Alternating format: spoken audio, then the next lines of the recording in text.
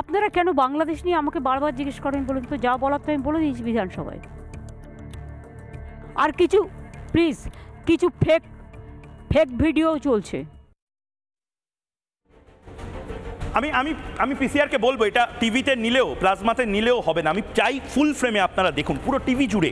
মমতা বন্দ্যোপাধ্যায়, আপনাকে বলছি, মাননীয় মুখ্যমন্ত্রী Mamata Bandyopadhyay, senior politician Mamata Bandyopadhyay, Trinamool supremo Mamata Bandyopadhyay, 1 to 1 এই মুহূর্তে আপনার সাথে আমি কথা বলছি।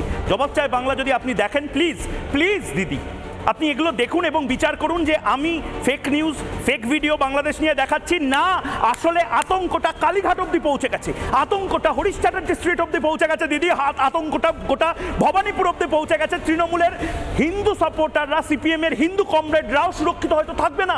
বন্দ্যোপাধ্যায়, চট্টোপাধ্যায়, মুখার্জি, চ্যাটার্জি, ঘোষ, বোস, মিত্র, গুহ, কেউ কেউ কেউ সুরক্ষিত থাকবে না। কোনটা ফেক ভিডিও দিদি একবার দেখুন, একবার দেখুন। এই মৌলবাদী যে কথাগুলো বলছে এটা ফেক ভিডিও না। আমি ডেট টাইম দিয়ে দেখিয়ে দেবো বাংলাদেশে কবে এই কথাগুলো বলা হয়েছে।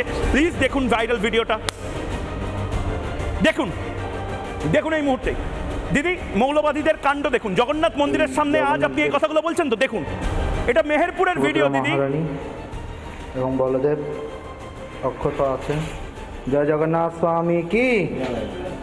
দুর্বৃত্তরা তারা আগুন দিতে পারে কিন্তু ভগবানকে তারা কখনো। দারু বিগ্রহ দিদি ভালো করে দেখুন এই মুহূর্তে মমতা বন্দ্যোপাধ্যায়কে বলছি দারু বিগ্রহ। জগন্নাথ মন্দির আপনি দীঘাতে বানাচ্ছেন, জগন্নাথ মন্দির দীঘাতে বানাচ্ছেন, আর অন্যদিকে মেহেরপুর, বাংলাদেশের মেহেরপুরে জগন্নাথ দেবকে এভাবে জ্বালিয়ে পুড়িয়ে দেওয়া হচ্ছে। মেহেরপুর শুধু দাঁড়ান, আমি পিসিআরকে বলবো নাম হট্টের ভিডিও চালাতে। ফেক নিউজ কে বলেছে? ফেক নিউজ কে বলতে পারে? দেখুন কে চ্যালেঞ্জ নেবে? এটা ফেক নিউজ। জগন্নাথ দেবের মূর্তি জ্বালিয়ে দেওয়া হচ্ছে দীঘায় বসে। আপনি বলে দিলেন বাংলাদেশে অনেক ফেক ভিডিও বেরোচ্ছে। রিপাবলিক বাংলা একটাও ফেক ভিডিও, ফেক নিউজ দেখায়নি, বলেনি। দেখুন দেখুন আমি নামহট্টের জগন্নাথ মূর্তি কি করে ভাঙা হয়েছে মমতা বন্দ্যোপাধ্যায়কে বলবো। দেখুন দেখুন জগন্নাথ মূর্তি কি করে ভাঙা হয়েছে। আমাদেরই পারিবারিক মন্দির তো এটা গত রাতে আপনার রাত 8টার দিকে এখানে কিছু দুর্বৃত্ত পিছন দিয়ে আপনার ওই যে টিনগুলো ওইখান থেকে স্ক্রু খুলে ওই দিক দিয়ে আপনার কি বলে ওই যে পেট্রোল দিয়ে অকটেন দিয়ে আগুন দিয়ে করে যেগুলো পুড়ে ফেলছে। এখানে যে আমাদের বিগ্রহ লক্ষ্মী, আমাদের লক্ষ্মী দেবী, তারপর নারায়ণ, লক্ষ্মী দেবীর শাড়ি পরা ছিল, নারায়ণের ধুতি পরা ছিল, এগুলো সব পুড়ে ফেলছে। আর এই যে এখানে আপনার এই ছিল যে পর্দা ছিল টানানো পুরোটা, এগুলো সব একদম পুরো ছাই করে ফেলছে। তো ওদের আরো বড় কোনো প্ল্যান ছিল। এখানে কোনো সিসিটিভি কভারেজ? সিসিটিভি আমাদের বাইরে আছে, বাইরে। ওরা এই সুযোগটাই কাজে লাগাইছে। ওরা এই জন্য এখানে ওরা জানে যে এখানে সিসিটিভি আছে, এই জন্য ওরা সামনে দিয়ে আসে নাই, পিছন দিয়ে আসছে। বৌদ্ধ মূর্তি, কালী মন্দিরে কালী মূর্তি সমস্ত কিছু তছনছ হয়েছে। আমি স্বামী পরমাত্মানন্দের কাছে যাওয়ার আগে পিসিআরকে একবার বলবো 7 দিন আলটিমেটাম দেওয়া হচ্ছে হিন্দুদেরকে দেশ ছেড়ে চলে যাওয়ার জন্য। শুনুন, এটা ফেক ভিডিও, এটা ফেক ইনফরমেশন নয়। শুনুন। হুঁশিয়ার করে দিতে চাই, তোমরা তাল বাহানা করবে না, গুটিয়ে ল্যাজ গুটিয়ে দেশ থেকে ভাগো। অতি সত্বর ভেগে যাও, অতি সত্বর ভেগে যাও। তোমার বাবারা ভেগে গেছে, তোমার দাদারা ভেগে গেছে, শেখ হাসিনা ভেগে গেছে। তোমরা পাতলাজি ফাজলামি করিও না, লড়র ফড়র করিও না। সাবধান করে দিতেছি, সাবধান হয়ে যাও। 1 সপ্তাহ তোমাদেরকে আলটিমেটাম দিয়ে দিলাম, 1 সপ্তাহ আলটিমেটাম, তারপরকে তোমাদেরকে দেখে দিব। স্বামী পরমাত্মানন্দ মহারাজ, আপনার ওপর আমি ছাড়ছি এবার। আপনি কি বলবেন? মিনমিনে মিডিয়া তারা এখন গেরুয়া বসনধারীদের প্রাইম টাইমে আনছে। মমতা বন্দ্যোপাধ্যায় একটু একটু করে বুঝছেন যে আতঙ্ক আগুনটা ঘর অবধি পৌঁছে গেছে।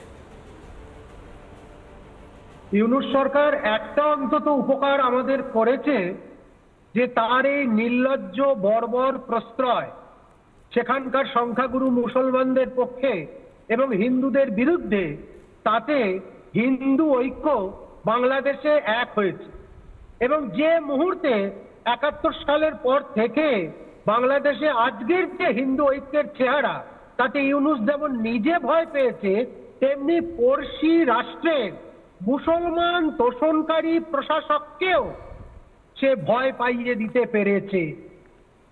তোষণকারী প্রশাসকের অন্তরে এইটা অন্তত জেগেছে যে হিন্দু ফেলনা বস্তু নয়, হিন্দুকে নিয়ে যখন তখন অবহেলা করা যায় না।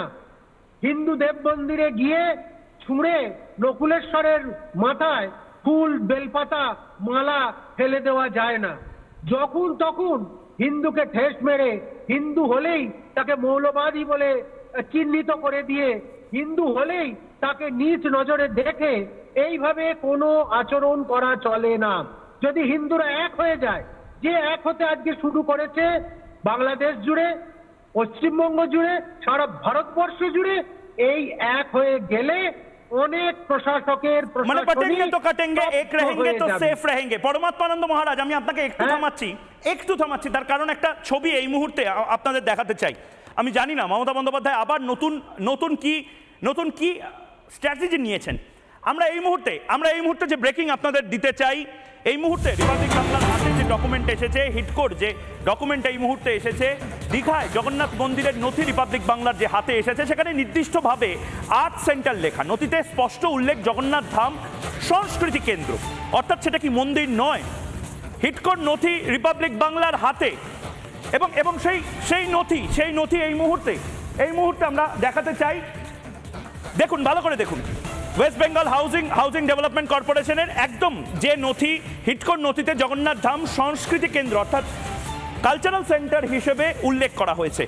West Bengal housing infrastructure development corporation, যাকে হিটকো বলা হয়, তার যে নথি, সেই নথিতে নির্দিষ্টভাবে লেখা আছে আর্ট সেন্টার। তার মানে কি এটা মন্দির নয়? আবার কি হিন্দুদেরকে ধাপ্পা দিচ্ছেন? আবার কি হিন্দুদেরকে মিসগাইড করছেন মমতা বন্দ্যোপাধ্যায়? বলরাম বসু, মমতা বন্দ্যোপাধ্যায়কে বিশ্বাস করাটা সনাতনী সম্প্রদায়ের মানুষের কি উচিত হবে? হিন্দুরা নিজেদের শত্রু চিনেছে। মিনমিনে মিডিয়া থেকে শুরু করে মুক্তমনা বা এই বুদ্ধিজীবীরা হিন্দুদের পাশে ছিল না। মমতা বন্দ্যোপাধ্যায় আজ সারাদিন হিন্দু হিন্দু হিন্দু করলেন, কিন্তু এই যে নথি, সেই নথিতে তো অন্য কথা বলা হচ্ছে। এটা কালচারাল সেন্টার, টেম্পল হিসেবে রেজিস্টারই হয়নি। কোনটাকে বিশ্বাস করবে মানুষ?